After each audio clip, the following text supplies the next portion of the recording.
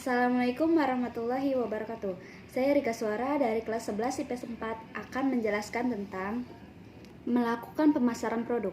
Di sini ada memahami ilmu dan teknik menjual. Yang pertama, seni menjual.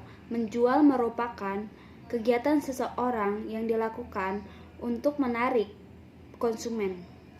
Manfaat ilmu menjual adalah sebagai berikut. Yang pertama adalah memperlancar tugas penjual, dan yang kedua adalah penjual dapat mengatasi segala macam tantangan, dan yang ketiga adalah membantu penjual dalam mengatasi persaingan, dan yang keempat adalah meningkatkan omzet penjualan. Terdapat 3 objek atau sasaran yang dapat dilakukan penjual. Yang pertama adalah diri penjual. Dalam diri penjual ini dapat melakukan persiapan. Yang pertama persiapan, pembuka bicara dan penawaran, dan yang kedua adalah barang yang akan dijual. Barang yang akan dijual seharusnya dipersiapkan terlebih dahulu yang akan dijualnya. Dan yang ketiga adalah keadaan pembeli atau pelangganan. Di sini ada langganan. Yang dimaksud dengan langganan adalah jiwa persahabatan antara penjual dan pembeli. Dan yang selanjutnya adalah teknik menjual. Teknik menjual adalah cara-cara yang dilakukan penjual untuk meraih konsumen. Ada 5 konsep yang dimaksud dengan AIDAS berdasarkan sebagai berikut. Yang pertama adalah perhatian atau yang disebut dengan attention.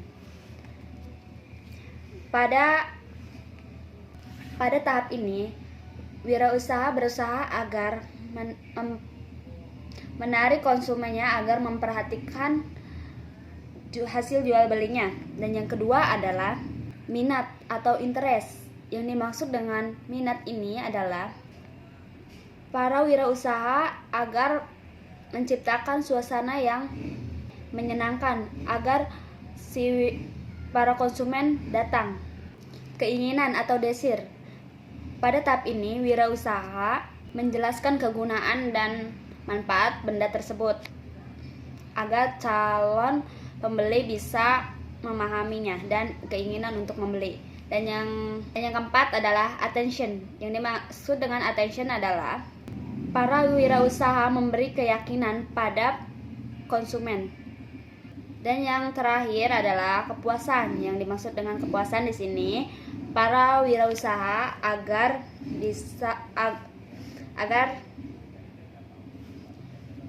menjelaskan tentang produknya sehingga seorang konsumen bisa puas dengan hasil produk tersebut.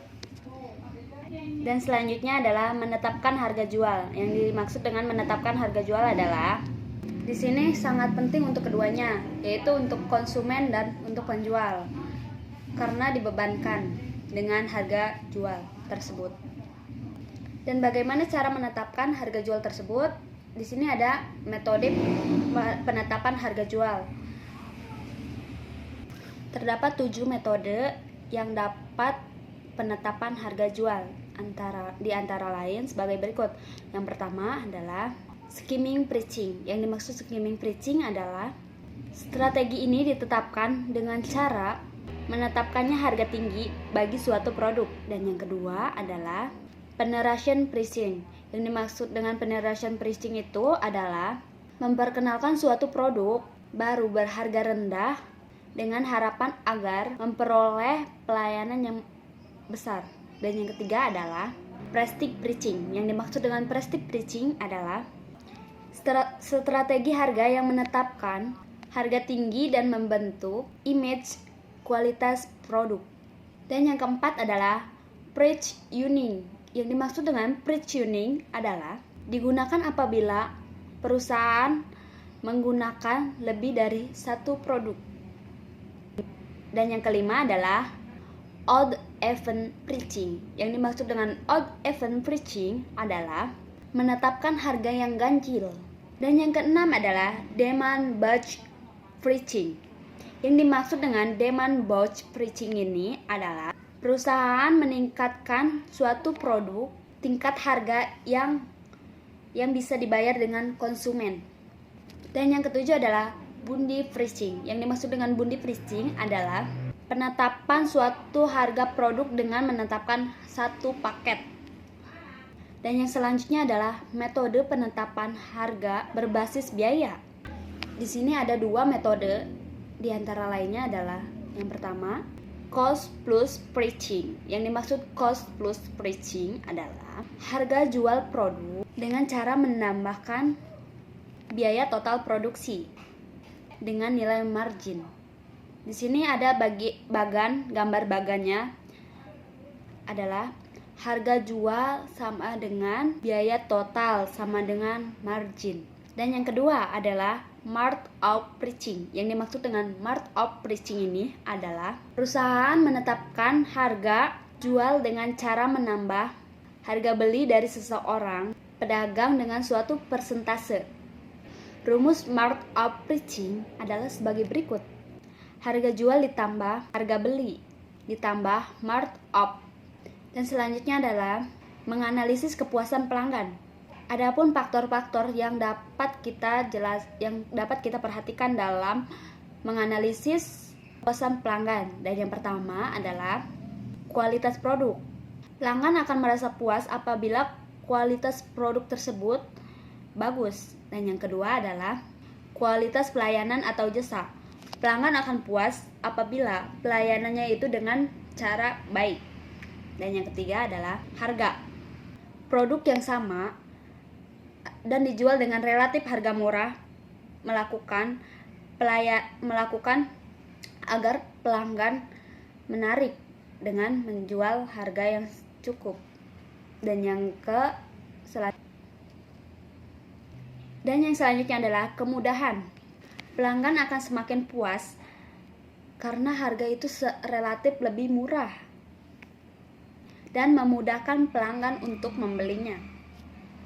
Sini adapun metode pengukur kepuasan di antara lain sebagai berikut. Yang pertama, sistem keluhan dan saran. Dan yang kedua adalah survei kepuasan dan pelanggan. Yang ketiga adalah goal solving. Dan yang keempat adalah loss customer analysis. Dan yang selanjutnya adalah melakukan negosiasi. Di sini ada strategi dalam negosiasi, di antara lain sebagai berikut. Strategi yang pertama adalah strategi menang-menang, yang disebut dengan win-win strategi. Dan yang kedua adalah strategi menang-kalah. Dan yang ketiga adalah strategi kalah-kalah.